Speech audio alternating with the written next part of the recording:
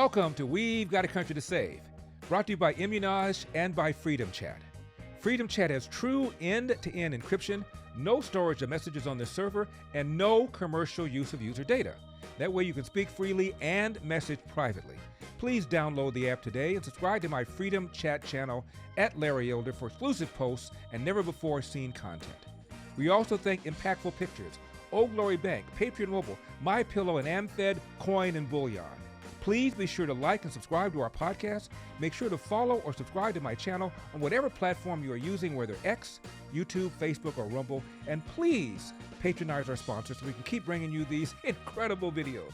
And if you don't patronize our sponsors, well, maybe it's you who ain't got it no more, you know that?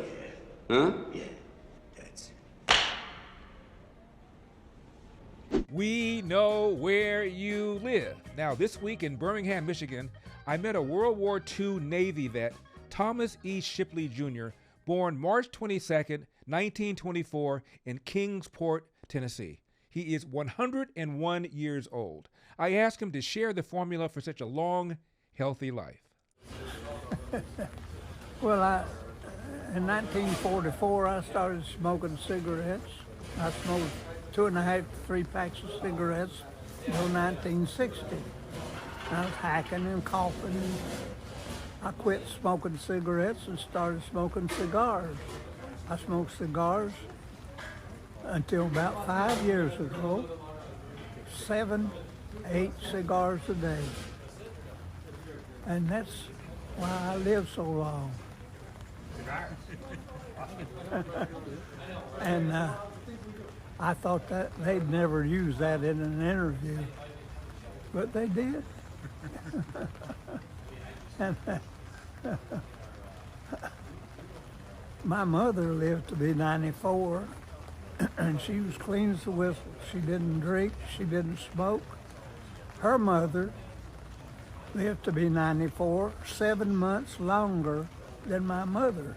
And that's how I knew that cigars and alcohol was supposed to kill you. But my mother's mother lived 7 months longer than my mother did, and she had she used snuff almost all her life, and she had a hot toddy with one of my brothers every once in a while. And so I knew that cigars and cigarettes and alcohol wouldn't kill me. How long did your father live? Huh? Your father, how long did he live? My father lived to be 78. He didn't appear so long. I lived as long as I did because of my mother and her mother and her side of the family. Thank you. Thank you. Ruh-roh, a new Rasmussen poll found that Trump has a 52% approval rating, high for Trump, and 50% of voters say America is now on the right track. Remember that number during the Biden administration? Just 20% of voters believe this country is headed in the right direction. 74% say the nation is on the wrong track. What's this? Consumer confidence up? This is our May read on consumer confidence from the Conference Board. On the headline number, we're expecting a number somewhere north of 87. Comes in strong, 98.0. That is the best number since February of this year. Now, personally, I really don't care about the relationship between French President Macron and his wife. But to say this was just horseplay, it's like saying the cops who beat the stuffings out of Rodney King, well, they were just playing tag.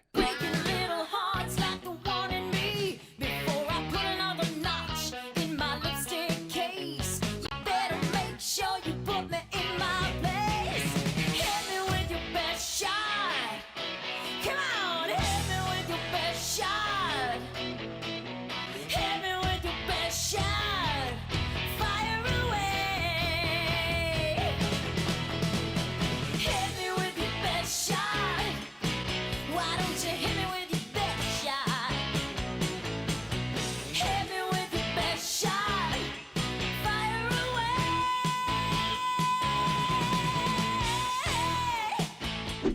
just another day in the life of the Macrons.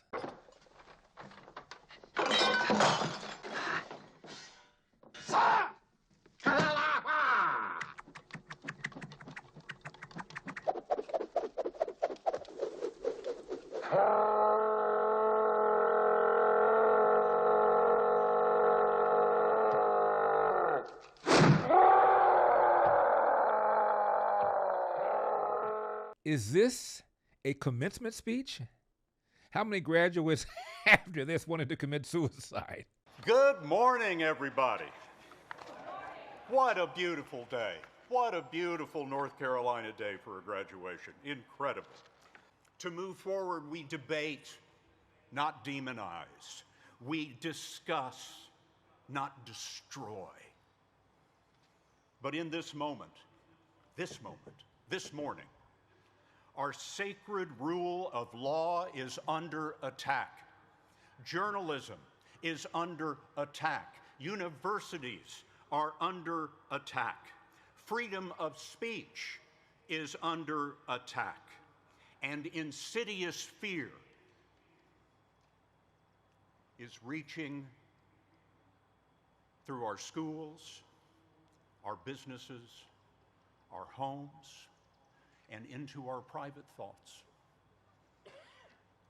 The fear to speak in America.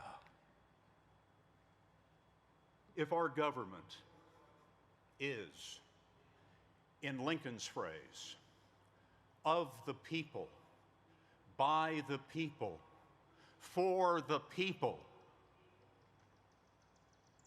then why are we afraid to speak? Faculty, students, and staff are free to exchange ideas and opinions across a full range of viewpoints without fear. Without fear of retribution, censorship, or deportation. Who are you? Why attack universities? Why attack journalism? Because ignorance works for power. First, make the truth seekers live in fear. Sue the journalists and their companies for nothing. Then send masked agents to abduct a college student who wrote an editorial in her college paper defending Palestinian rights, and send her to a prison in Louisiana charged with nothing. Then move to destroy the law firms that stand up for the rights of others. With that done, power can rewrite history with grotesque, false narratives. They can make criminals heroes and heroes criminals. Power can change the definition of the words we use to describe reality. Diversity is now described as illegal. Equity is to be shunned. Inclusion is a dirty word. This is an old playbook, my friends. There's nothing new in this. 1964, the Civil Rights Act is passed. The year after that, 1965, the Voting Rights Act is passed. Now, today, both of those are under attack. But can the truth win? My friends, nothing else does. It may be a long road, but the truth is coming. You are the educated. You are the compassionate. You are the fierce defenders of democracy, the seekers of truth, the vanguard against ignorance. In a moment like this, when our country is in peril, don't ask the meaning of life. life is asking, what's the meaning of you? With great admiration for your achievement, with confidence that you will rise to this occasion, I thank you very humbly for the honor of being with you. Thank you very much.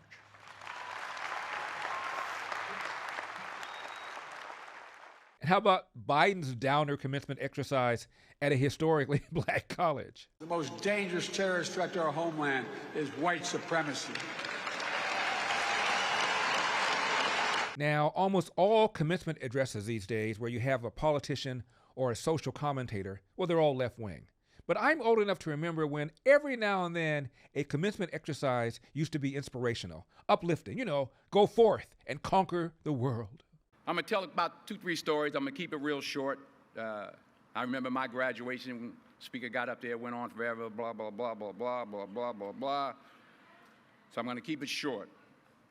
Number 1, put God first. Put God first in everything you do. Everything that you think you see in me, everything that I've accomplished, everything that you think I have, and I have a few things, everything that I have is by the grace of God. Understand that. It's a gift. I've been protected. I've been directed. I've been corrected. I've kept God in my life, and it's kept me humble. I didn't always stick with him, but he always stuck with me. So stick with him in everything you do. If you think you want to do what you think I've done, then do what I've done and stick with God. Number 2, fail big. That's right. Fail big. Don't be afraid to fail. There's an old IQ test, was 9 dots, and you had to draw 5 lines with a pencil within these 9 dots without lifting the pencil. The only way to do it was to go outside the box. So don't be afraid to go outside the box. Don't be afraid to think outside the box. Don't be afraid to fail big, to dream big. But remember, dreams without goals are just dreams, and they ultimately fuel disappointment. So have dreams, but have goals. And understand that to achieve these goals, you must apply discipline and consistency. You've heard the saying, we don't plan to fail, we fail to plan. Hard work works. Working really hard is what successful people do. And in this text, tweet, twerk world that you've grown up in, remember, just because you're doing a lot more doesn't mean you're getting a lot more done. Don't confuse movement with progress. My mother told me, she said, yeah, because you can run in place all the time and never get anywhere. So continue to strive, continue to have goals, continue to progress. Number 3, you'll never see a U-Haul behind a hearse. I'll say it again. You'll never see a U-Haul behind a hearse. I don't care how much money you make, you can't take it with you. The Egyptians tried it. They got robbed. That's all they got. The most selfish thing you can do in this world is help someone else. Why is it selfish? Because the gratification, the goodness that comes to you, the good feeling that I get from helping others, nothing's better than that. Well, 1 or 2 things, but nothing's better than that. Not jewelry, not big house I have, not the cars, but it's the joy. That's where the joy is, in helping others. That's where the success is. I pray that you put your slippers way under the bed tonight so that when you wake up in the morning, you have to get on your knees to reach them. And while you're down there, say thank you for grace. Thank you for mercy. Thank you for understanding. Thank you for wisdom. Thank you for parents.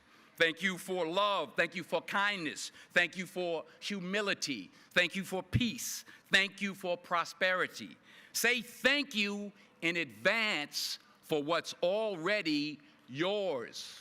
It's how I live my life. That's why I am, one of the reasons why I am today. Say thank you in advance for what is already yours. True desire in the heart, that itch that you have, whatever it is you want to do, that thing that you want to do to help others and to grow and to make money, that desire, that itch, that's God's proof to you, sent beforehand already to indicate that it's yours. And anything you want good, you can have. So claim it. Work hard to get it. When you get it, reach back. Pull someone else up. Each one, teach one. Don't just aspire to make a living. Aspire to make a difference. Thank you.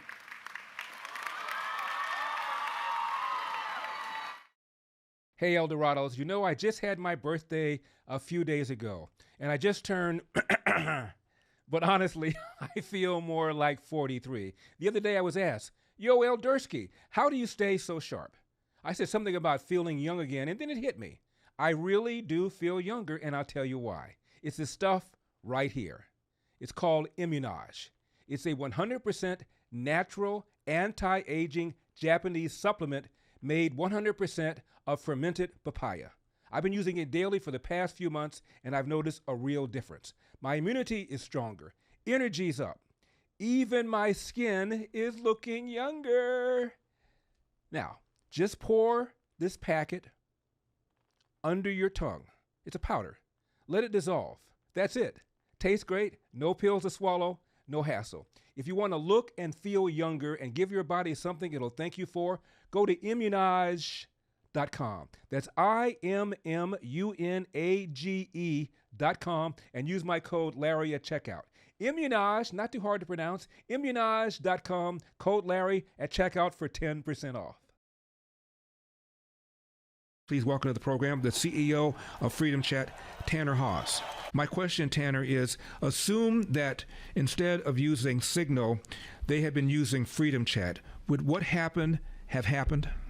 Well, I think there's a few reasons to suggest that it is likely that it would not have happened. Somebody was inadvertently added to a group chat, not with this phone number, but with the username. If I had two friends, one is named Larry Elder, the other same initials, LE, I accidentally added the wrong individual. That is really what happened. So let's make the phone number. That should be a verification right there. Number two is in a top secret group chat. You should have an approval process. So if you and I are in a group chat, Larry, with a few other people, and I want to add somebody to that group chat, then everybody in the group chat should have to approve that individual that I'm attempting to add. And until that approval process takes place, he should not, or she should not successfully be added to the group chat. It looks like he took a screenshot of the chat.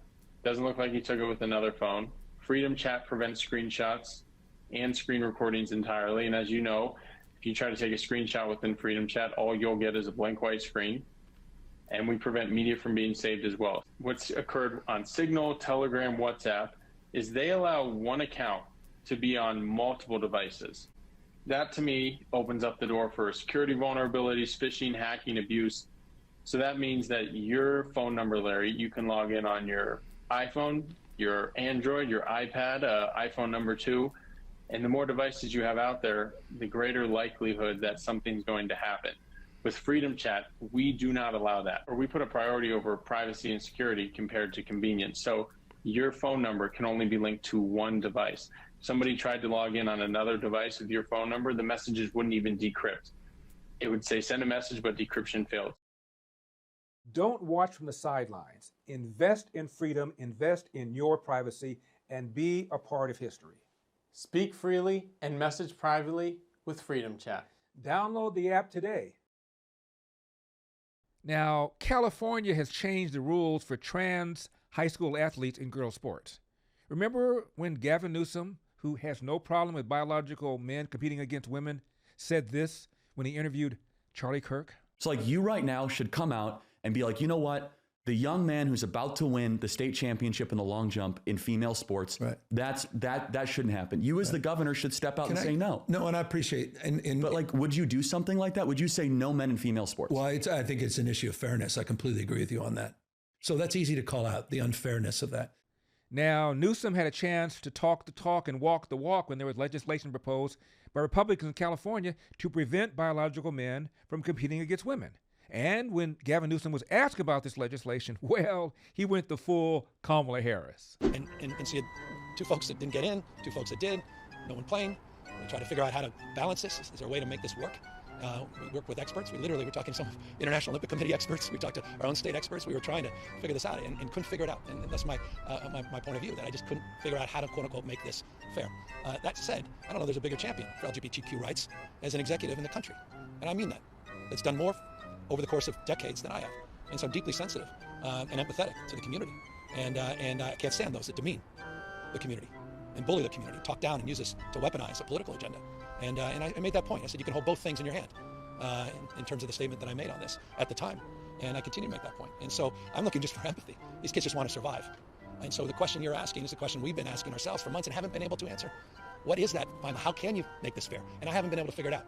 And I'm about as transparent about this as anybody out there. Here's what the California Interscholastic Federation now says, and try and follow this logic. Quote, under this pilot entry process, any biological female student athlete who would have earned the next qualifying mark for one of their section's automatic qualifying entries in the CIF state meet and did not achieve the CIF state at-large mark in the finals of their section meet was extended an opportunity to participate in the CIF state track and field championships, end of quote.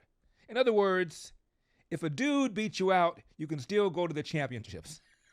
Now, this is not exactly in compliance with Donald Trump's executive order, but hey, this is California, and Trump is threatening to cut off California's funding over this trans athlete issue. See you in court, Governor. Now, did Bernie Sanders actually agree Democrats and not Trump are a threat to democracy?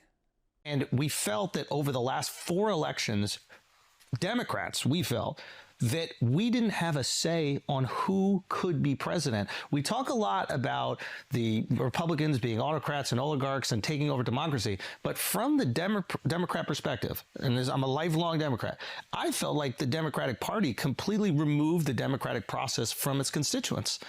And I think they need to have some accountability of that. No argument here. I donated for you. I mean, I wanted you to, like, 2016, I was like, this is going to happen. This guy's going to do it. And it felt like they stole it from me. And I'll be honest, it broke my heart when you supported them. Look, but you have, in the world that I live in, you got a choice.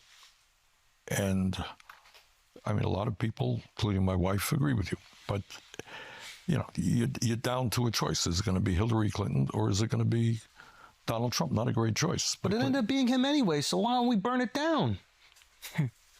Well, because it's easy to say burning it down means that children are not going to have, you know, food to eat, that the schools will deteriorate, people will not have health care. I got it. And I'm an elected official. I got to represent the people. That's fair. And I can't turn my back on. But then could we not also say, if ostensibly there hasn't been a fair primary for the Democrats since 2008, are they not also a threat to democracy? Yes. We often hear. Fair enough. That is, yeah, I'm not going to argue with that point. And that's why I'm proudly an independent. And did Bernie say the Democrat Party is run by the wealthy? 70s, 60s, Democrats caught on that you could raise a lot of money from wealthy people. Mm-hmm. And so it gets back to campaign financing and all that stuff. So you got a Democratic establishment now, which is funded by wealthy people. You have consultants who are really way out of touch with reality, who make a whole lot of money in campaigns. And working class is ignored. Donald Trump comes along and says, you know, I care about you, which was a lie. Bernie's been consistent. He's been saying this for a long time. But in the beginning, this is what would happen. You had the Democratic candidate running for something, and the Republican candidate.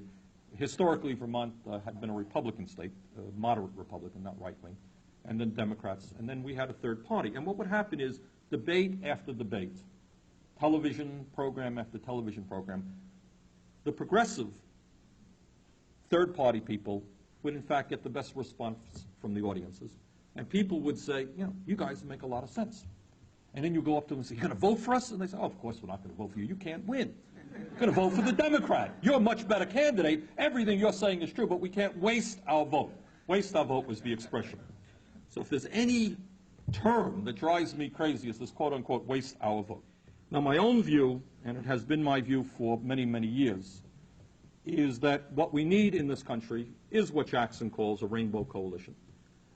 But it has to be done outside of the Democratic Party.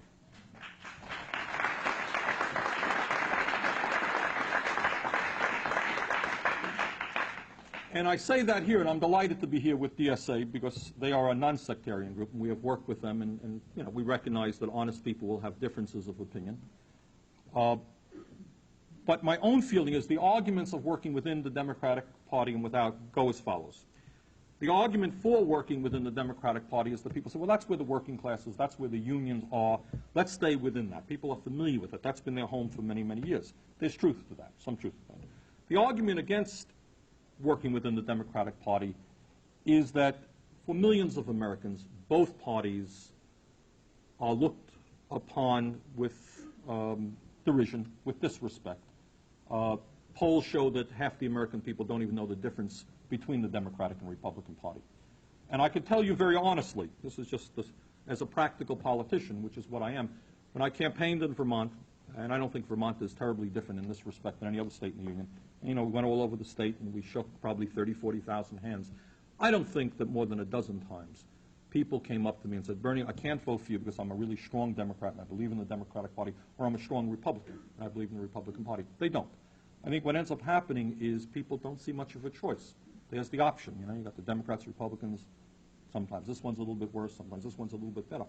But I think that by standing up and telling the truth, that both parties are controlled by big money, which is clearly the case, that neither party, and I don't want to, and I should tell you, by the way, that within the Congress and in the Democrats, you have a lot of good people, and I'm not here to put them down, and you know their names, good people who year after year have fought the good fight. But I think that nationally, the party has, on issue after issue, sold out so many times that if you go before the people and say, hey, I'm a Democrat, you don't usually generate a lot of enthusiasm. Let's turn to Harvard. Harvard alum billionaire Bill Ackman is glad Trump wants to cut off taxpayer funds to Harvard because of its culture of DEI and its failure to protect Jewish students and faculty members from pro-Hamas activists. Harvard has become a bastion of left-wing, similar points of view. And not only do they tolerate anti-Semitism, they teach it. According to a Harvard report, they teach anti-Semitism in the divinity school, particularly how horrible that is in the name of Christianity. They teach anti-Semitism. They teach it in the School of Public Health.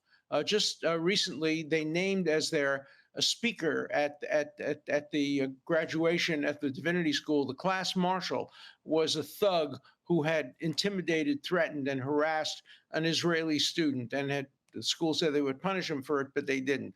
The law school gave a $65,000 scholarship to one of the other thugs who had harassed a Jewish student, and they gave him the $65,000 to work for an anti-Israel organization that promotes hatred against Jews. So Harvard is deeply, deeply complicit in anti-Semitism, anti-Americanism, and something has to be done about it. And President Trump is starting in the right way. The Republican Party was the party of free speech, and you can't have a conversation about queer rights. So there's a free speech institution. I don't mind that. There's a free speech student organization called FIRE that ranks Harvard. They say the professors there feel it is the most unsafe campus for them to speak out and give their own personal opinions. So you talk about free speech and wanting to have that. That's not what's happened at Harvard. The professors themselves say they will get punished if they speak out and say what they believe. Ackman says for at least 15 years, students at Harvard have been taught that the world is divided between the oppressed and the oppressors. The oppressors being whites, Jews, and Asians. Did the following 4 Victocrats attend Harvard? Here's Victocrat number 1, who is probably on the debate team. Like, the United States is kind of trash. Okay. Doesn't treat its people well. You know. How so? I don't really know why you're having this. Do you want to have a conversation? Well, that's why I'm asking you. How so? What do you mean? You said the United States treats its people like trash, so I was just asking how. I mean, right now, how many people are suffering because they can't afford health care? Let's start with there. How about? Got it. Well, Trump just slashed prescription drug prices by 50 to 80%. So that are you prescription unhappy with drug that? sellers can raise their prices. I mean, he's just working for capitalism. Well, he actually isn't taking a salary. And he's also lost $1 billion in his net worth from the first administration when the first time he ran. He's taking money from literally anyone who will pay for his stupid coin, his what is it? Trump coin, Doge coin, I don't know. There's a lot of cryptocurrencies that people make money off of. Are you upset with him making money? You can't. Victocrat number 2. Seen a white people have always prioritized pets over black people. Not as a joke, as policy, as culture, as strategy. You ever seen a white woman weep for a rescue dog, but not blink at a black child shot in the back? That's not a quirk. That's colonial memory at work. That's whiteness distributing empathy based on control. They loved the dog because it obeyed, because it didn't talk back, because it couldn't remind them of the horror behind the house. But black people were never allowed to be innocent. They were property, then threat. And the dog got more compassion than the enslaved. Dogs got names, graves, paintings. Black people got numbers, chains, and unmarked soil. White feelings will organize a march for a dolphin, but stay silent during genocide. When Amy Cooper clutched her dog and called the cops on a black man, that wasn't a mistake. That was a ritual. The pet in her hand, the cop on the line, that's the structure. That's whiteness in full performance. Protect the pet, punish black people. It's not about loving animals. It's about refusing to love what they can't control. The pet becomes sacred. The black body becomes target. That's not empathy. That's empire. We remember what they erased. And we're not asking for tears. We're here to haunt. He gets so excited when new people are here. Are you a pilot yourself? No, I'm in training program. It's unbelievable. Just unbelievable. How many times I've warned those people about food inspection? You'd think after all these years someone would listen to you. Oh, well, airport management, the FAA, and the airlines. Oh, cheats and liars. All right, let's get out of here. Victocrat number 3. You're going to give me my money back. Excuse me, sir. There's a young man in here. Excuse me, it's ma'am. It is ma'am. I can call the police if you'd like me to. You need to settle down. You need to settle down and mind your business, okay? Ma'am, once again, ma'am. I said both of you. No, you said sir. Once again, it's ma'am. I actually said both of you guys. It was general. Right beforehand, you said sir. Sir? Okay. Mother, take it outside. If you want to call me sir again, I will show you, sir. I apologize. Mother. I apologize now. I need your corporate number because I'm going to call them and talk about how it's misgendered several times in this store. I apologize for that. I need your corporate number now. I can get it for you if you like. That's not a problem. Get it for me now. I'm going to ask you to calm down and stop cussing. Give me your corporate number. Well, Well, I'm going to ask you for the 5th time to stop calling me a man because quite clearly I am not. And I apologize. I'm sorry for that, ma'am. I will get you that number. Is that okay? Yes, get it for me now. I'm asking you to stop Get it cussing. for me now. I'm not cussing. I'm not cussing. Okay. Get me the damn number now, please. Ooh! Ma'am, I apologize. Ooh! I apologize, ma'am. I will get you that number right now. No, you're just going to keep bumping your gums. You're just going to keep bumping your gums and disrespecting trans people in this store, which I plan on telling the entire LGBTQ community. You're going to lose money over this. You've got to get mad. You've got to say, I'm a human being. Damn it, my life has value. Last but certainly not least, Victocrat number 4. That is fancy looking. Cool. The bottom is from Thailand. Coconut bread from Thailand. Yes, sir. Cool. Ma'am. No, ma'am. Sorry, my bad. And the middle one is from India. It's the papadom with the gingerbread chutney. Okay. And the third is from Brazil. It's a cheese bread with the guava sauce. Thank you. It just like totally sucks the joy out of this bread tower. Makes me want to immediately like leave. Because I no longer feel like safe here. It's like, oh, my guard now has to be up. I'm not going to enjoy this bread as much because my guard is up. We should be able to go places and not have to worry. I don't think I really want this bread tower, actually. I think I'd rather have the check, if that's Yes, okay. yeah. I think that's the training. We're supposed to say friend or just not use gendered language. It's like a pretty big thing that Disney has done. Nothing was wrong with bread. I just don't want it anymore. Just because they apologize doesn't mean she doesn't feel sad or offended. Yeah.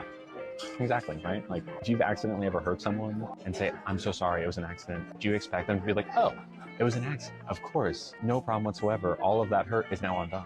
That's not how it works. Sorry about what happened. It's okay. I would love to pay for the drink, please. No, the drink is on YouTube, so. You don't have, are you sure? You're good, yeah. Okay. Thank Sorry you very about much. that. I appreciate it. That is fancy looking. Cool. The bottom is from Thailand. Coconut bread from Thailand. Yes, sir. Cool. Ma'am. No, ma'am. Sorry, my bad. Excuse me, it's ma'am. It is ma'am. And the middle one is from India. It's a papadom with the gingerbread chutney. Okay. And the third is from Brazil. It's a cheese bread with the guava sauce. Thank you. It just like totally sucks the joy out of this bread tower. It's ma'am. Yes, sir. I mean, yes, ma'am. I mean, no, sir. To repeat, Harvard alum Ackman says the school teaches students the world is divided between the oppressed and the oppressors. The same argument made by so-called civil rights leaders like the Reverend Al Sharpton. By the way, ever notice how wealthy, angry black activists become who say black people can't get ahead because racism holds them back? Al Sharpton is a multimillionaire. Jesse Jackson's a multimillionaire. Louis Farrakhan is a multimillionaire, not too shabby in a country that holds black people back. Some people, however, see right through the BS. See, this is part of the problem I have with some of the so-called civil rights leaders.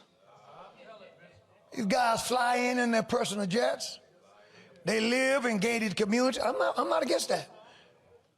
Praise God, they are rich.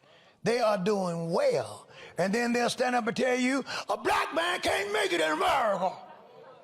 If you black in this country, the whole country working against you because a black man can't make it. And he's blacker than you are.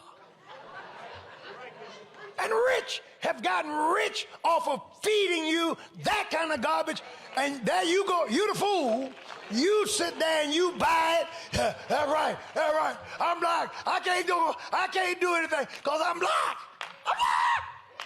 But he's black. He's just as black as you are. And yet he's doing good. Convincing you that you can't get anywhere. Let's talk about black left-wing racism. Oh, but wait. Black people cannot be racist, according to this so-called trans activist who appeared on the Piers Morgan podcast. So I'm very glad you raised the issue of race baiting, but let's be clear, as you're doing now, the race baiting came from Cheryl Underwood to Sharon Osbourne, and it's now coming from you. So now you can respond. Cannot be racist, Pierce. Now you can Black respond. women cannot be racist to white women. Are you kidding me? Sorry? That makes no sense. Sorry? Black women cannot be racist to white women. Do you not understand that? Oh, yes, they can. You don't have the intellectual Oh, yes, they capacity can. to understand that. Oh, yes, they But that's can. Very much and you've been impossible. racist to me. That's very much impossible. You've been racist to me, a white man, by saying I'm a race baiter. Yeah. How am I racist to you? I'm black. I can't be racist You to called you. me a race Are you baiter kidding with me? no You're evidence. Racist to me. When have I You been can a be race racist- baiter? You could be racist to me. When have I been a race But I'm baiter? a powerhouse. And for good measure, the trans activists accuse Morgan of lacking the intellectual capacity to understand the position. How am I racist to you? I'm black. I can't be racist to you. Good to know blacks can't be racist, because in a discussion about the friction between two WNBA stars, the white Caitlin Clark and the black Angel Reese, an ESPN host named Ryan Clark said something that would make Bull Connor proud. You can never whip these birds if you don't keep you and them separate. You've got to keep the white and the black separate. Now, ESPN's Ryan Clark criticized former NBA star Robert Griffin III, a black man who took Caitlin Clark's side. Why, according to Ryan Clark, did RG3 take the side of the white player? Well, RG3, according to Ryan Clark, has been married to not one, but two white women. Therefore, Griffin is just out of touch when it comes to understanding how black women feel and think. We moved in to being able to read the expressions of a person and know their intent, know their character, know their perspective. But he does understand hate, because I think he also understands the hate of self. When you look at the play, which is all we can speak to as professionals, all we can speak to as analysts, Angel Reese pushed one of her teammates. Caitlin Clark had a hard foul, which is part of basketball. I feel like it was assessed correctly. And Angel Reese's reaction is the sort of reaction you get in a situation when you feel like you took an intentionally hard foul. That's competitiveness. That's rivalry. That's not hate. And so now, though, when RG3 jumps on to the hate train or to the angry train, and now follows along with what we saw from Keith Olbermann, what we saw from Dave Portnoy, as they poured on to Angel Reese to make her the villain in Caitlin Clark's heroic or hero story. Right. The one thing we know about RG3 is he's not having conversations at his home about what black women have to endure in this country, about what young black women and athletes like Angel Reese have had to deal with being on the opposite side of Caitlin Clark's rise and ascension into stardom. Now, when you look at it, I think A'ja Wilson is the face of the league. A'ja Wilson is the best player in the league. Caitlin Clark is the most important player in the WNBA. And a ton of her fandom has come along with some racial bias or some racial pieces to why people love her so much. And so now, if you're RG3, when is the last time within your household you've had a conversation about what she's dealing with? You haven't been able to do that because in both of your marriages, you've been married to white women. You haven't had opportunities to have those conversations to educate you on what they're feeling, what black women deal with, what they're seeing when they think of a young Angel Reese. And the whole time that he's mimicking Angel Reese and bobbing his head and moving his neck while he's doing this whole piece, his wife is in the back amening and clapping.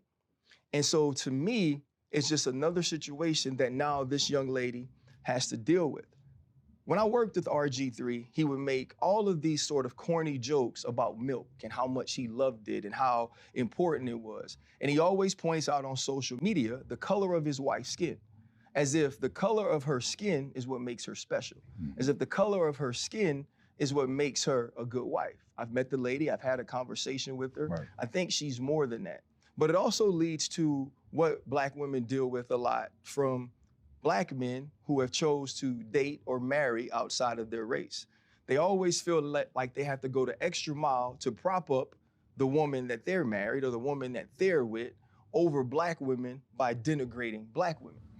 I feel like we should have an opportunity to move past that and understand that Angel Reese can be great in her own right, as Caitlin Clark is as well. Caitlin Clark is a likable and lovable superstar. She pays homage to the stars of the past.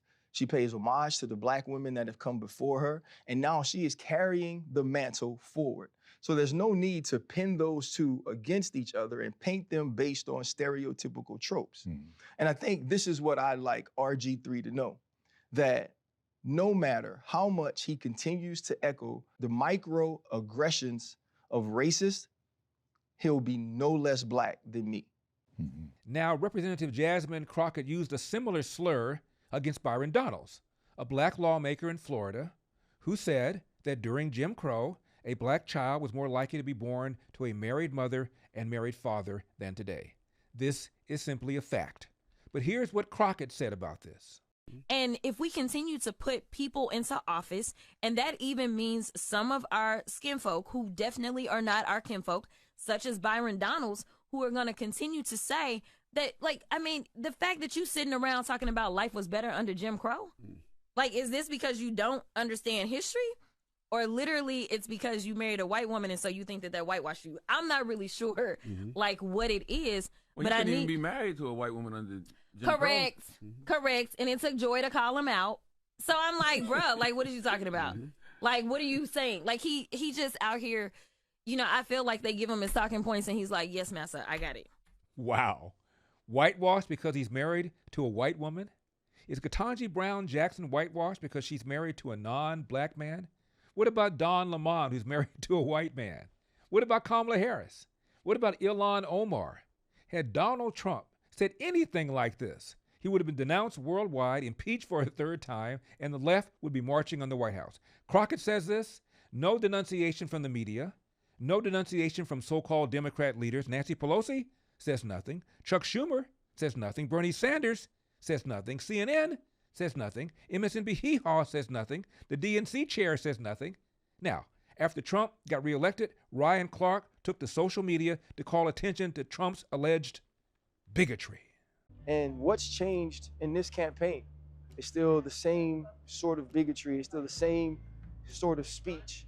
I think now the difficult part is I do understand that not everyone that supports him believes in his rhetoric. Not everyone that supports him thinks bigotry is okay. Now, Ryan Clark says when a Black man chooses to date or marry a white woman, it renders him out of touch with the feelings of Black females. But wait, guess who has a biracial daughter with a white baby mama? That's right, Ryan Clark. You cannot make this up. I grew up in New Orleans. I grew up in the South. I was a 19-year-old Black kid who had a child with a white woman, you know, and that family seemed to love me. They loved the fact that I played ball and I was extremely intelligent. Remember, he said if a Black man chooses to date or marry, presumably he dated her before they became pregnant, but maybe not. Maybe it was an immaculate conception. That would explain it. Damn! A 2020 Rasmussen poll found that 75% of American adults think racism is racism, whether coming from a Black person, a white person, Asian, or Hispanic. The poll found adults are more likely to say most Blacks are racist than to say the same thing about whites, Hispanics, or Asians. 13% of American adults said most Asian Americans are racist. 15% think most Hispanics are racist. 18% say most whites are racist. But get this, 25%, the highest number, said most Blacks are racist. Maybe people like Ryan Clark, Jasmine Crockett, and the trans activists on the Piers Morgan podcast have something to do with this perception.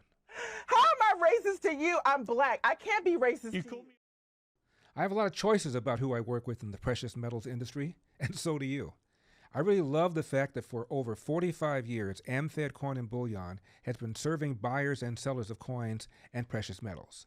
AmFed has earned a reputation for providing helpful information, transparency, and fair pricing. Nick Grovich is especially hands-on. He believes that educated consumers make strong investors. Nick is upfront and transparent about AmFed's commission structure. Their typical markup, only 3 to 7% compared to many dealers that may charge as high as 35% or even more. That is a remarkable difference. When you are choosing to invest in gold, it's important to be wise in whom you choose to execute that investment. Call Amfed Coin and Bullion today, 1-800-221-7694, or go to AmericanFederal.com. If you're in the Phoenix area, make an appointment to visit them in person as I did. You will be impressed. That's 1-800-221-7694, or go to AmericanFederal.com. Do you think EVs are better for the planet than gas-powered cars? I think so. Yes. Probably not. Yes. No. Yes, I think so. I don't think so. I mean, it's hard to say. Yeah, electric is probably the best way to go.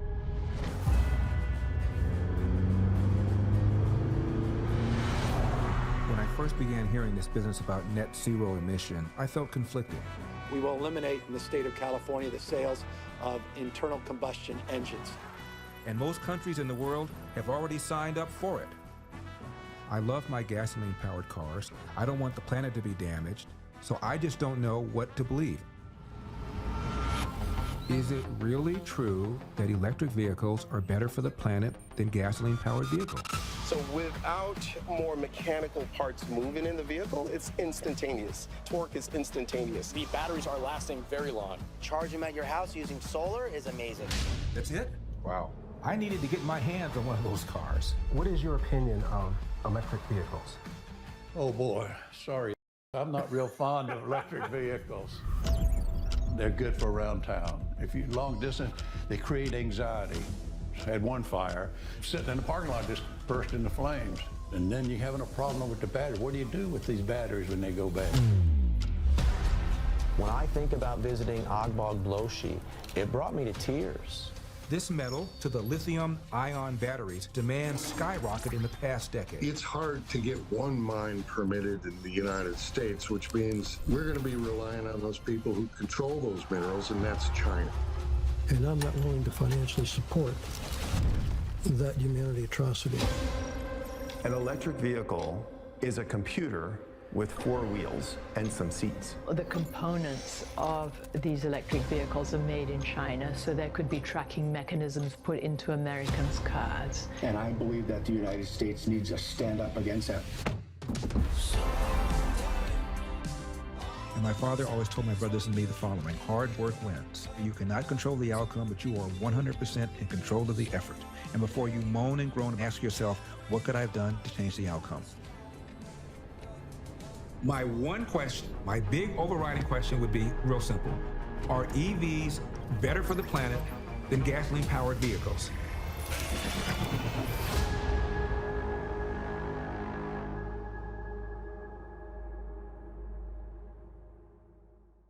Former FBI head James Comey now resorts to the Marion Barry defense to explain his 8647 IG post.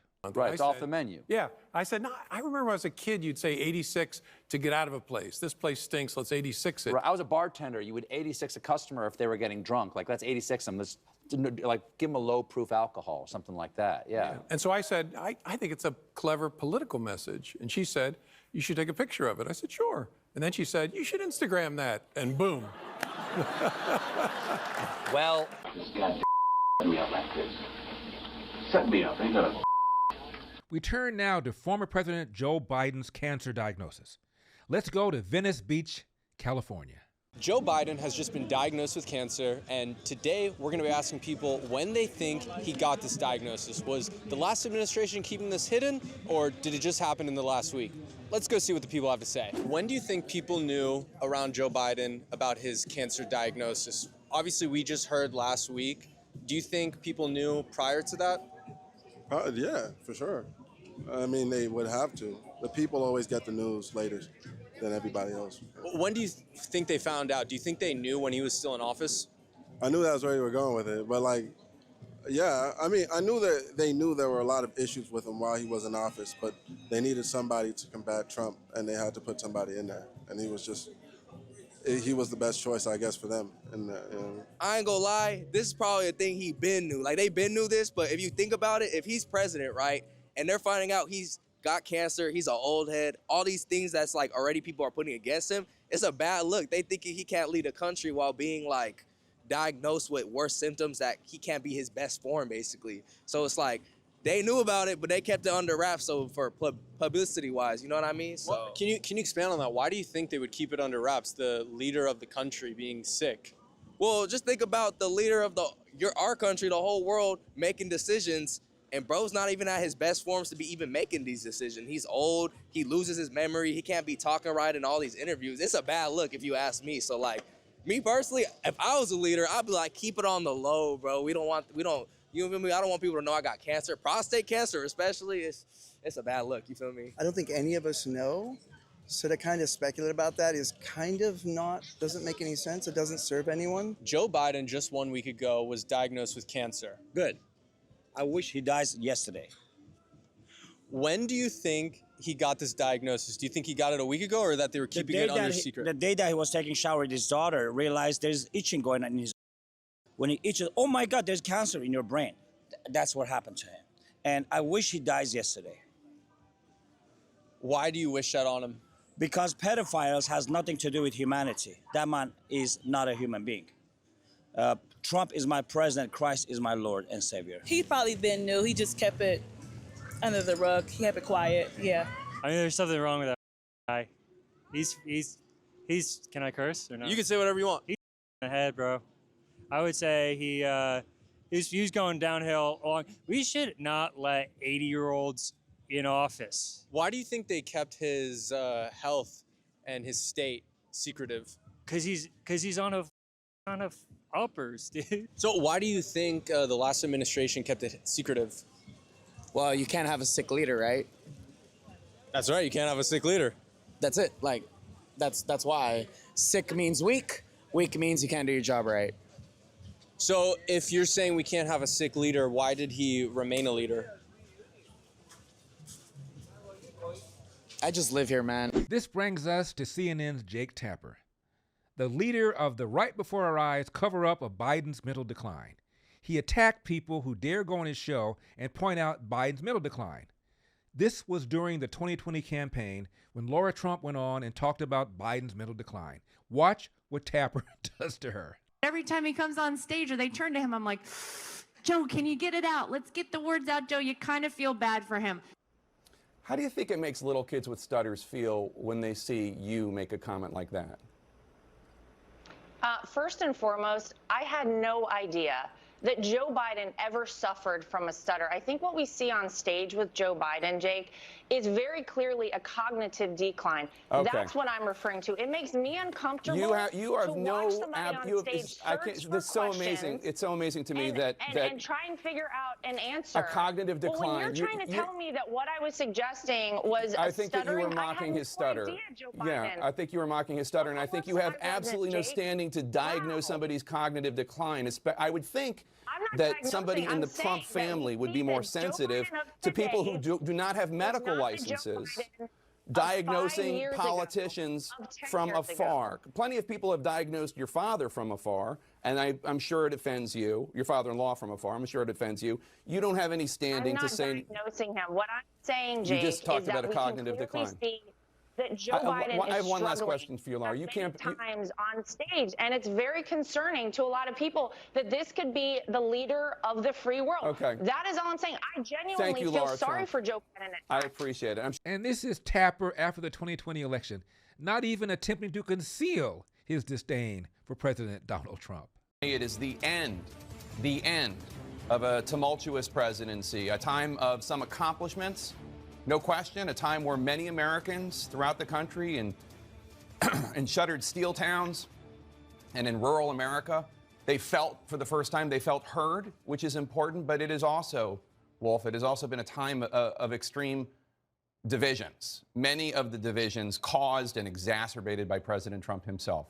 It's been a time of several significant and utterly avoidable failures, most tragically, of course, the unwillingness to respect facts and science and do everything that can be done to save lives during a pandemic. It has been a time where truth and fact were treated with disdain. It is a time of cruelty where official inhumanity, such as child separation, became the official shameful policy of the United States.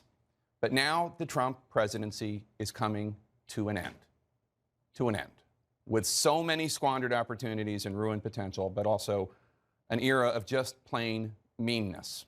It must be said, to paraphrase President Ford, for tens of millions of our fellow Americans, their long national nightmare is over. For many, our long national nightmare is over. And now Tapper has the gall to say that Biden's cover-up was worse than Watergate. Who helped to make it worse than Watergate? Jake Tapper. This brings me to your conclusion, which said Joe Biden is not Richard Nixon, and the hiding and the cover-up of his deterioration is not Watergate. I'm not entirely sure I agree, Jake, with that conclusion. Yeah, well, I'm not entirely sure. The next line is it is an entirely separate scandal. It is a scandal. Yes. It is without question, and maybe even worse than Watergate in some ways. Right. And Tapper now claims that Hunter Biden basically assumed the role of chief of staff. Would this be the same Hunter Biden that Tapper wrapped his arms around and said, hey, don't criticize Hunter. He's a recovering addict. Show some empathy. How big a factor was the Hunter stuff? I think it was considerable. I think Hunter was driving the decision-making for the family in a way that he was almost like a chief of staff of the family. Does that strike you as pretty bizarre? It's bizarre because I think he is provably, demonstrably unethical, sleazy, and prone to horrible decisions. I mean, tell me how you really feel. Well, I mean, just look at the record. I mean, after his brother died, he cheated on his wife with his brother's widow and then got her addicted to crack. That's just one thing I could say. I mean, I don't have a lot of personal regard for him, and just based on having nothing to do with, I barely have ever met him. I've met him like once or twice, but I knew Bo. Bo was a great, upstanding guy. I knew him too. Really, a real loss for the country too, not just for his family, for the country. But Hunter is not that, and the idea of letting him drive the family car, as it were, is just really, really questionable. Evidence to support the allegation my father was financially involved in my business, because it did not happen. There's no fairness or decency in what these Republicans are doing. And I do have to say, whatever you think of Hunter Biden, and there's certainly a lot of people in this town, Democrats and Republicans, that do not think a lot of him, there is a certain kind of like cruelty to the campaign against him. Where is Hunter? Where is Hunter? Where is Hunter? Hunter was driving the decision-making for the family in a way that he was almost like a chief of staff of the family. Does that strike you as pretty bizarre? It's bizarre because I think he is provably, demonstrably unethical, sleazy, and prone to horrible decisions. I mean, tell me how you really feel. Well, I mean, just look at the record. I mean, after his brother died, he cheated on his wife with his brother's widow and then got her addicted to crack. That's just one thing I could say. I mean, I don't have a lot of personal regard for. Tapper is a fraud. Now, you remember during the 2020 campaign, Biden used COVID as an excuse to campaign from his basement? He had teleprompters. He had handlers. They had heavily edited stuff he said, but he was relatively sharp. We're doing very well, and matter of fact, we're winning if you look at all the polling data. I'm not saying that's going to last till November. I don't know enough to know that. But right now, the idea that somehow we are being hurt by my keeping to the rules and following the instructions that have been put forward by the docs is absolutely bizarre. I reject the premise that somehow this is hurting us. There's no evidence of that. I'm following the rules. Following the rules. The president should follow the rules instead of showing up at places without masks and the whole thing. But we saw Biden's decline right before our very eyes, and his administration lied about it because no matter Biden's condition, Trump, the racist, Nazi, dictator, tyrant, represent an existential threat to the world. And if lying to the American people is necessary to stop the SOB Trump from coming back, so be it. The Biden team was even shocked how readily the media went along with it. When you were reporting this, did people in his inner circle, did those that you talked to, acknowledge that the media, were they surprised by how complicit the media was? It was interesting. I had one conversation with someone, this was after the election, while we were reporting this book. This person said, listen, yes, we deserve blame for X, Y, Z. We were hiding him. This person also sort of got in my face and they said, listen, the media deserves some blame too. Like, we were sort of amazed at some of the stuff we were able to spin And get away reporters with? on. They in some ways, It's like they the were bank robber complaining that the safe wasn't locked or something. They're just like, you guys should not have believed us so easily. And I thought that was like a really interesting. But I also think that's true. I think the media, in a lot of ways, just was not skeptical enough and did not remember the lesson that they do it to different degrees, but every White House lies. Of course they went along with it. They were willing to do and say whatever is necessary. Remember Joe Scarborough's profane defense of the mentally declining Joe Biden? But comparing that guy's mental state, I've said it for years now, he's cogent. But I undersold him when I said he was cogent. He's far beyond cogent. In fact, I think he's better than he's ever been. Intellectually, analytically, because he's been around for 50 years. And, you know, I don't know if people know this or not, Biden used to be a hothead. Sometimes that Irishman would get in front of the reasoning. Sometimes he would say things he didn't want to say. This is, and I don't really, you know what, I don't really care. Start your tape right now, because I'm about to tell you the truth. And F you if you can't handle the truth. This version of Biden, intellectually, analytically, is the best Biden ever. Not a close second. And I've known him for years. The Brzezinskis have known him for 50 years. If it weren't the truth, I wouldn't say it. You can't handle the truth. Hey, whatever it takes to stop Trump. Right. Well, this person went on to say that when you're voting for a president, you're voting for the aides around him. But these aides were not even Senate confirmed aides. These are White House aides. These were unelected people. And one of the things that really, I think, comes out in our reporting here is that if you believe, and I think a lot of these people do sincerely believe, that Donald Trump was and is an existential threat to democracy, you can rationalize anything, including sometimes doing undemocratic things, which I think is what this person is talking about. Because the whole conceit behind why this happened was because Joe Biden, his advisors, and to a large degree, the entire Democratic Party bought into the argument that Donald Trump posed an existential threat to the United States. Joe Biden was the only one who could defeat him. And therefore, anything that went after Joe Biden would help Donald Trump. That argument, when you convince yourself that the enemy, if you're a Democrat, the enemy is Donald Trump. If you convince yourself that the enemy is an existential threat, you can justify almost anything. Megyn Kelly didn't tap dance around Jake the Snake Tapper and accused Tapper of being complicit in the so-called Biden White House cover-up. Leading up to the debate, which you anchored, that June 27th debate, 2024, there was a ton of news leading into that debate in that month.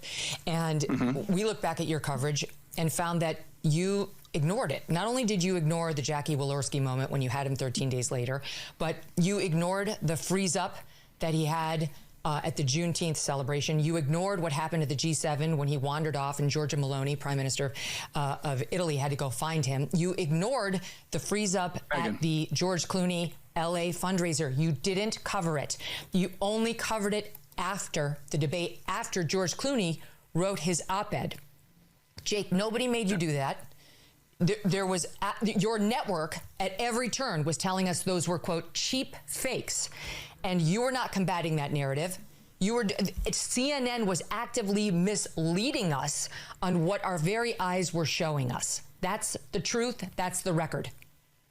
I will acknowledge that after I was named co-moderator of the debate, I tried to make sure that my coverage was fairly vanilla, both about Trump and about Biden, because I just wanted to get to the debate.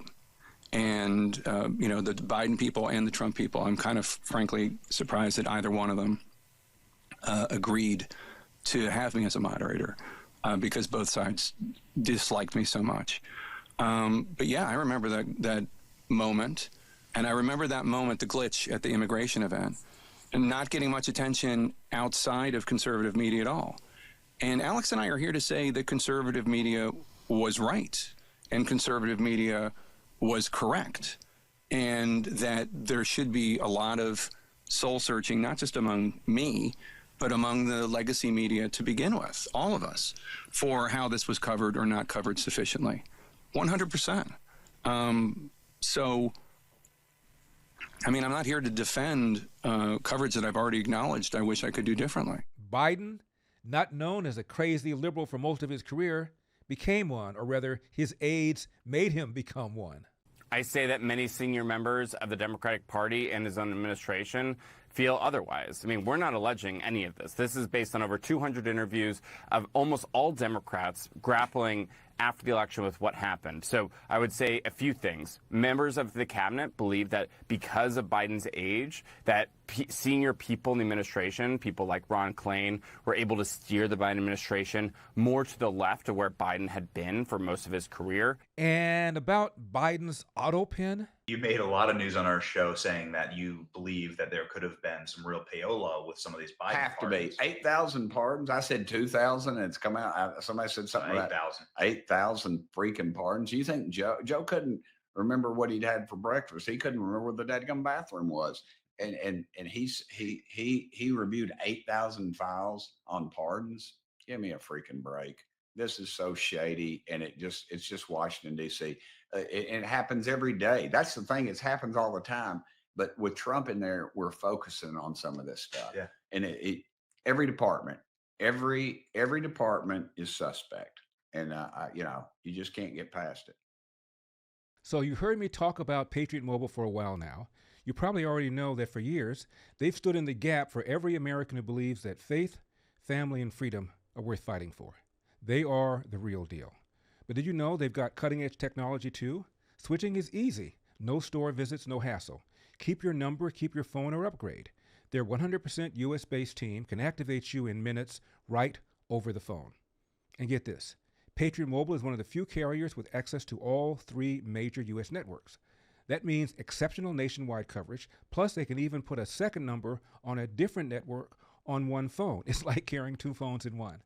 They have unlimited data plans, mobile hotspots, international roaming, internet on-the-go devices, and home internet backup. You can't get this from the big guys. So what are you waiting for? Make the switch today and experience the Patriot Mobile difference. Go to patriotmobile.com/Larry or call 972-PATRIOT, and right now use promo code Larry for a free month of service. Switch to Patriot Mobile and defend freedom with every call and text you make. That's patriotmobile.com/Larry or call 972-PATRIOT. Why isn't your bank asking what's in your heart? When big banks cancel your account because they don't like your politics, or they share your transaction data with the government, it's no wonder they don't ask what's in your heart. That's not what they care about. Old Glory Bank is different. We're the pro-America online bank that protects your privacy, security, and liberty. Started by Dr. Ben Carson, Larry Elder, and John Rich, we proudly serve customers in all 50 states. Open your account in minutes at oldglorybank.com. We stand with you. MyPillow is excited to announce that they are extending the mega sale on overstock clearance and brand new products. This is your chance to grab incredible deals on some of MyPillow's most popular and newly released items. For example, save $40 on the new spring MyPillow bed sheets available in any size and color. These luxurious sheets are designed for maximum comfort and breathability, perfect for a great night's sleep. Looking for a meaningful gift? Save 30% on the brand new My Crosses, inspired by the one Mike has worn every day for over 20 years. These beautifully crafted crosses come in both men's and women's designs and are proudly made right here in the good old US of A. Get the 6-piece bath or kitchen towel sets for just $39.98. Initial quantities are extremely limited, so do not wait. And don't forget the best-selling standard MyPillow, now just $17.98. Plus, orders over $75 ship free. Go to MyPillow.com and use promo code Larry or call 800-890-1843 to order right now. That's MyPillow.com, promo code Larry, or call 800-890-1843 to order right now. Let's turn to the execution-style murders of 2 staffers who worked at the Israeli embassy. Congresswoman Ilhan Omar didn't have time to even offer fake condolences. Congresswoman Omar, can I get your reaction to the shooting that happened in D.C. last night? I'm going to go for now. It's despicable.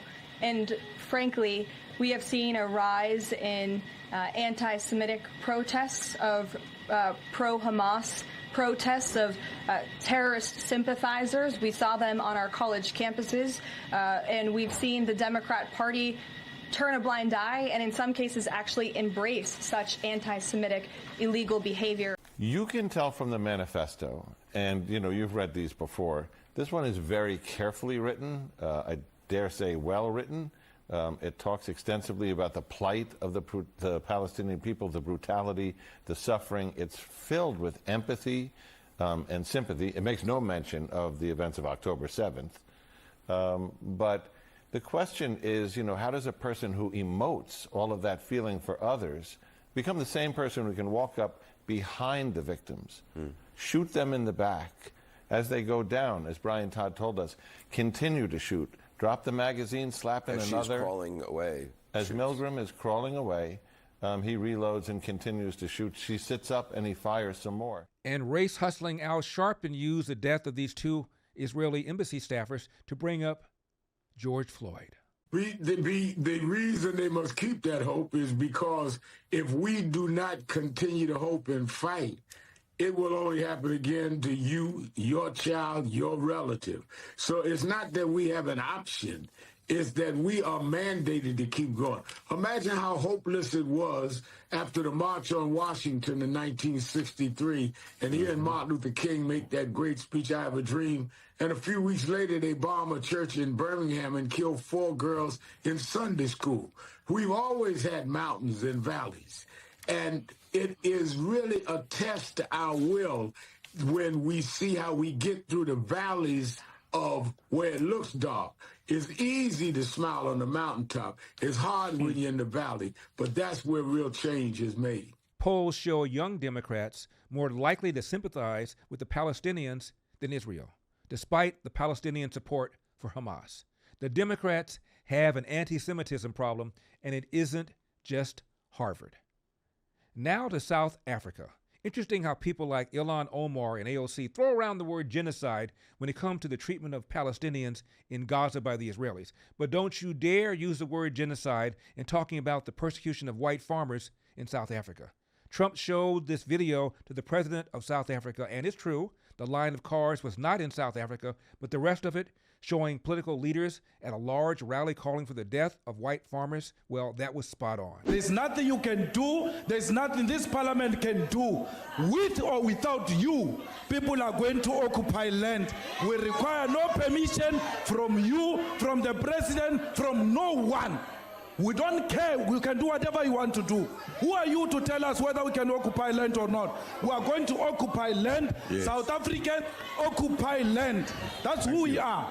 Honorable member, you want to do, you can withdraw my membership from this useless parliament. Must never be scared to kill. A revolution demands that at some point there must be killing, because the killing is part of a revolutionary act.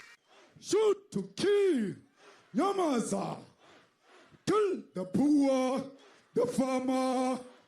Kill the poor, the farmer. Shoot to kill our. Shoot to kill, Yamasa. Kiss the poor, the farmer. Kiss the poor, the farmer. Brr, pa, pa. Pa, pa, attention. Brr, pa, pa, brr, pa, pa. To kill, no massa. Kill the poor, the farmer. Kill the poor, the farmer. The mayor of DA in PE is a white man. So these people, when you want to hit them hard, go after a white man. They feel a terrible pain because you have touched a white man. Not because Mashaba and Soli will not be touched. They will be touched, don't worry. But we are starting with this whiteness. We are cutting the throat of whiteness. Shoot to kill. Come on, sir. Kill the poor, the farmer. Kill the poor, the farmer. Brr, pa, pa,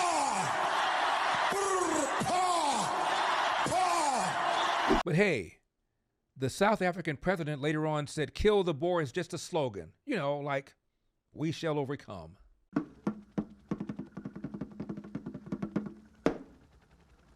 Kill the white man. Kill him until he is dead. Kill the white man.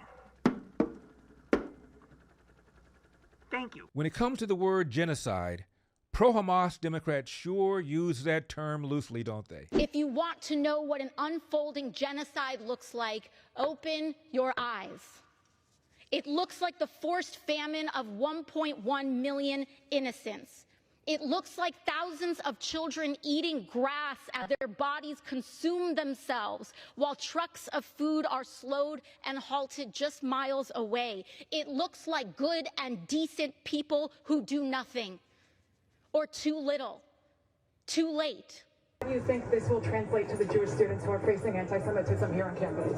So I actually met a lot of Jewish students that are in the encampment, and I think it is really unfortunate that people don't care about the fact that all Jewish kids should be kept safe and that we should not have to tolerate anti-Semitism or bigotry for all Jewish students, whether they are pro-genocide or anti-genocide. Statutory phrase says you are entitled to entrance as a refugee if you demonstrate a well-justified fear of persecution. No, you're not entitled. So you're can allowed. you have a different standard based upon the color of somebody's skin? Would that be acceptable? Well, I'm not the one arguing that. Apparently you are, because you don't like the fact that they're white, and that's why they're coming. coming. Say that that would be unacceptable. Well, no, that I would say that the United States, a very easy thing the United to say. States has a right to pick and choose who they allow into the United States. Even based on the color of somebody's skin. No one's, you're the one that's talking about the color of their skin, not me. These You're are people whose refusing to farms were being acknowledge burned that it down and they should were be killed because of the even-handed. color of their skin. Well,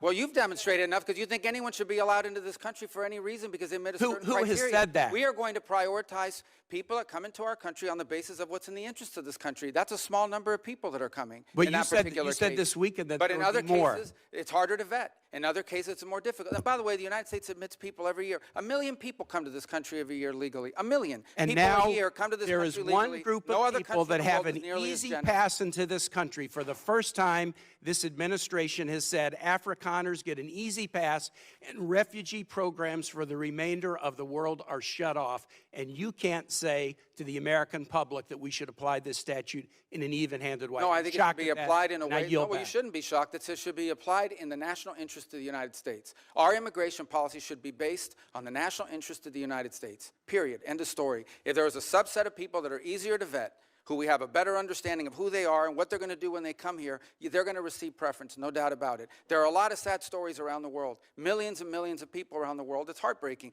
We cannot assume millions and millions of people around the world. No country can.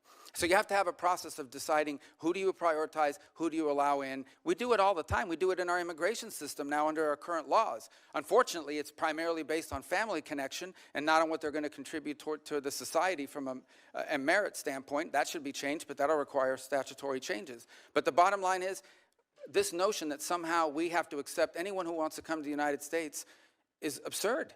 No country in the world has an immigration policy like that. Why And would no one is arguing that we should. I yield back, Mr. Chair. Let's turn to wasteful spending. This undercover video shows Biden EPA staffer admitting after Trump got elected they were throwing gold bricks off the Titanic. In other words, rushing to spend the money before Trump could cut it off. So we're going to EPA. So a lot is going to change. Amazing. So I do you know the Inflation Reduction Act? Have you heard of it? Yes. Okay, Biden's climate law? Yes. Yeah. So I do IRA implementation. I work with like Biden appointees. The money that we've given out like tens of billions of dollars, like over the last year. Over the last year, we've given out probably like $50 billion. $50 million? Billion with a B.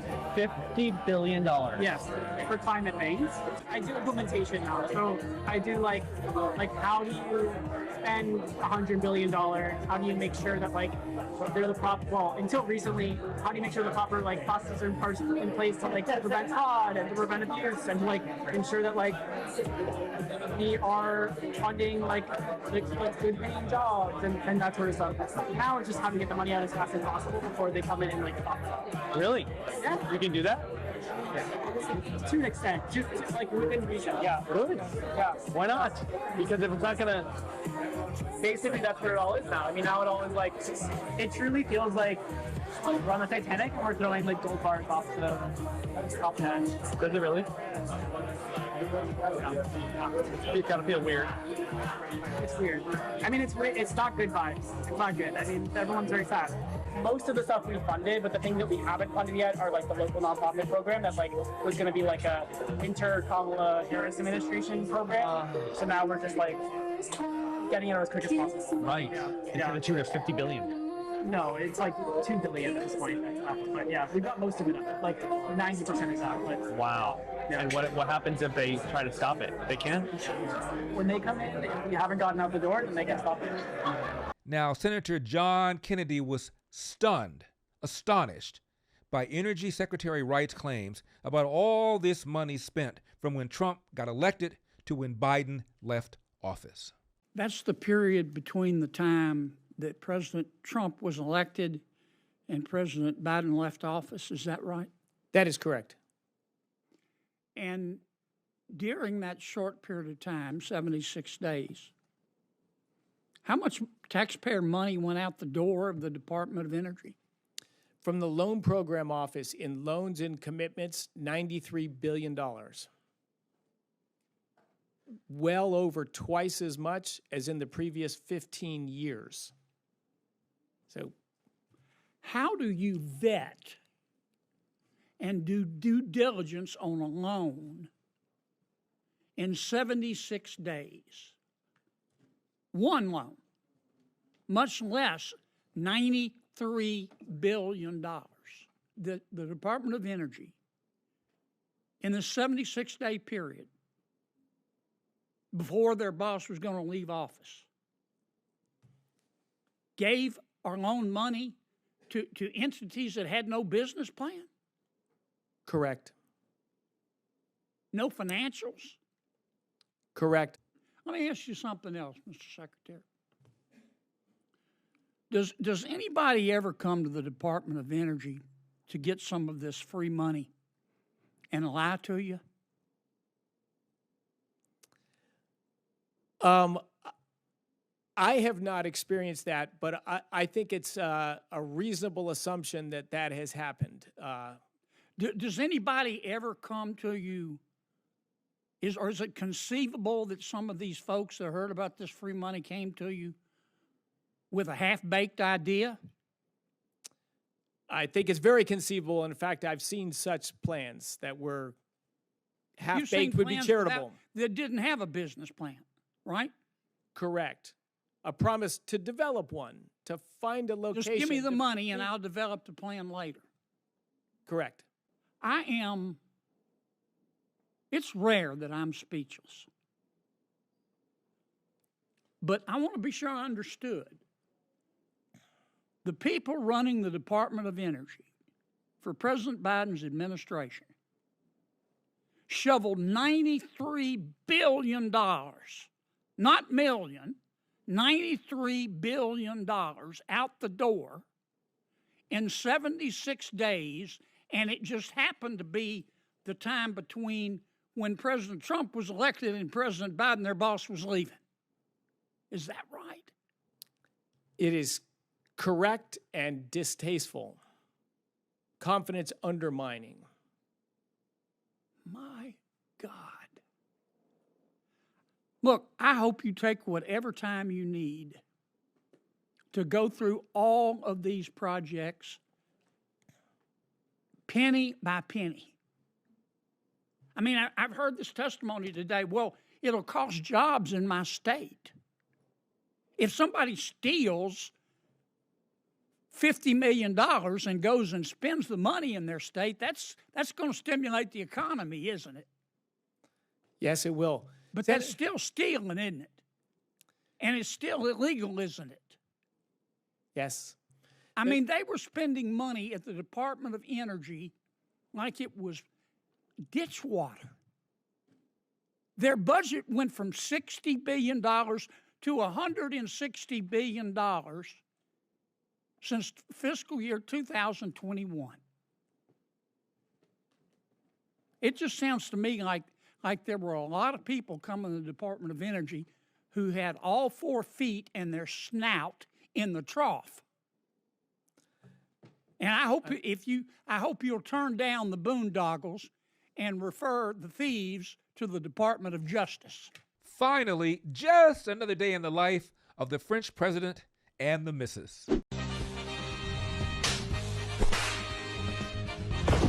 Before a lot of people understood it, comedian Dave Chappelle figured out the formula to Donald Trump's secret sauce. A lot of you don't understand why Trump was so popular. And the reason he's loved is because people in Ohio have never seen somebody like him. That first debate, I'd never seen anything like it. I've never seen a white male billionaire screaming at the top of his lungs, this whole system is rigged. Hillary Clinton and Barack Obama sitting over there looking at him like, no, it's not. And the moderator said, well, Mr. Trump, if in fact the system is rigged, what would be your evidence? He said, I know the system is rigged because I use it. I said, damn. And then Hillary Clinton tried to punch him in the taxes. She said, this man doesn't pay his taxes. He shot right back. That makes me smart. And then he said, if you want me to pay my taxes, then change the tax code. But I know you won't, because your friends and your donors enjoy the same tax breaks that I do. And with that, my friends, a star was born. Mansplaining at its finest. All right. Come on, what are we doing? Shorten it up. Shorten it? Shorten that thing up. No, yours comes down Shorten here. that thing up. That's cheating. There you That's go. not No, it fair. ain't. No, it ain't. Oh my gosh. You ready? Yeah, go. All right, show me what you got. Go. Show me what you got. It's coming. Hold on. Oh. Oh, what are you? Come on, get it in there. Get it in the bucket. Come on. Get it in the bucket now. No, Get it in the bucket. this ain't even right. Get it in the bucket. Come on. It's hard out there for a mermaid. I'm on the shore, they work all day. Out in the sun, they slave away. While we devoting full time to floating under the sea.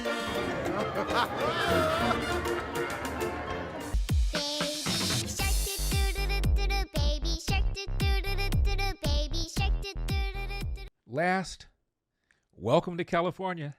I love living in California. Some people think the state's gone to hell. They couldn't be more wrong. It's doing better than ever. Welcome to my new house. Just moved in under this little overpass. Why'd you move in here? Oh, it was the best option on the market. It's actually part of a drainage line, so it'll be life-threatening if we get a lot of rain. Whoa, that sounds dangerous. I'm just kidding. Our state doesn't have any water, so I'll be fine. Yeah, after I lost my house in the fire that the state couldn't put out, I couldn't rebuild because I can't get house insurance in this state. So I thought, well, this is perfect. It's open air on both ends. Where's your bathroom?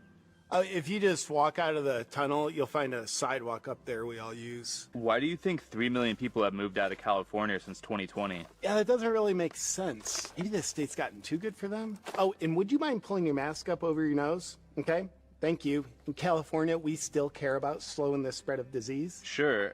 Ah, I just stepped on a needle. Oh, yeah, they're kind of indigenous around here. I've heard people speak negatively about California decriminalizing crime. Well, robbery might not be against the law in California, but using plastic bags is. And I appreciate that. Now, when you're shoplifting, you have to take your own bags. I mean, honestly, every day I look around and say, thank God I live in a state that bans plastic bags and plastic straws so we can keep it clean. Do you think you'll try to move into an actual house if you can find a job? Oh, I have a job. I earn $200,000 a year. And this is the best place you can find to live? Oh, I'm in the top 1%. I mean, the cost of living isn't cheap and taxes are high, but it's worth it because the governor uses our tax money to make the state better for everyone. What do they use your tax money for to make it better? Oh, for one thing, solving the homeless problem. In the past 5 years, California has spent $24 billion to reduce the homeless population. What have the results been? Homelessness has gone up by 20%. But when you think about it, does California have a homeless problem?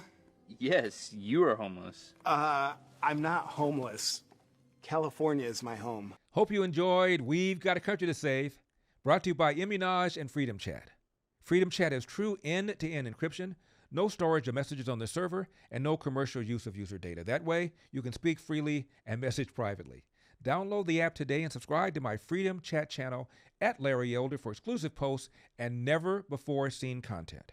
We also thank Impactful Pictures, Old Glory Bank, Patriot Mobile, MyPillow, and MFed Coin and Bullion. Be sure to follow or subscribe to my channel on whatever platform you're using, whether X, YouTube, Facebook, or Rumble. Please patronize our sponsors so we can keep bringing you these incredible videos. And remember, we've got a country to save. And we direct your attention trackside now and introduce the Weenie 500 honorary engine starter, Granny Smith. Weenie, start your engines! And here we go. The green flag waves. It's a slow getaway, but we have the Weenie 500 underway at the Indianapolis Motor Speedway. New York dog with a massive jump out to the lead. 0 to 60 in about 25 or 26 seconds. Granted, they're going a little uphill now, so we might not hit that till the back straight, but that's when that draft is really going to come into play. Topping out at a sensational 60 miles an hour. These hot dogs at the absolute limit of technical innovation. But Chicago dog taking a little look, trying to take more pace on that corner, trying to take the fight to them. But we know through turn 2, and we've got a change in lead. And how fast dare they take it into turn 3? The last thing anybody needs through there is a slippery wiener. Frankly, a phenomenal move. Yep. Chili dog with work to do from the rear of the field, but making positions up. And I think for me, the most impressive wiener of the race so far. And the move going up on the inside into turn 1. Stones makes the move for the lead, takes the lead into turn 1. Incredible use of the draft down the front straight, across the yard of bricks, and on the inside into 1. And James, we can feel it here on the front straightaway, the amount of air displacement taking place. Those weenies are massive. They're huge, Townsend. Into turn 3. It's really a dog-eat-dog race out there right now. Here we go. Someone's overheated. Someone's overheating. No. We've got smoked buns. Oh, no. That is an over-grilled dog. This will be a run to the flag and the yard of bricks in the inaugural Weenie 500. And this is the moment you relish as a hot dogger right here. Rounding turn 3 in the lead in front of a record crowd. Can the fans cheer them across the line? It's going to be close. They're making the move.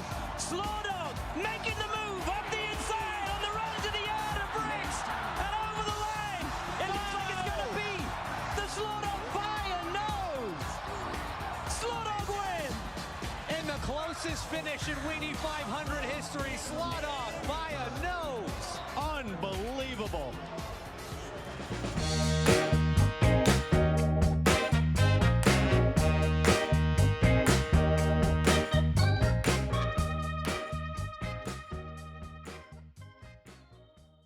Brand new shirt at LarryElderShop.com.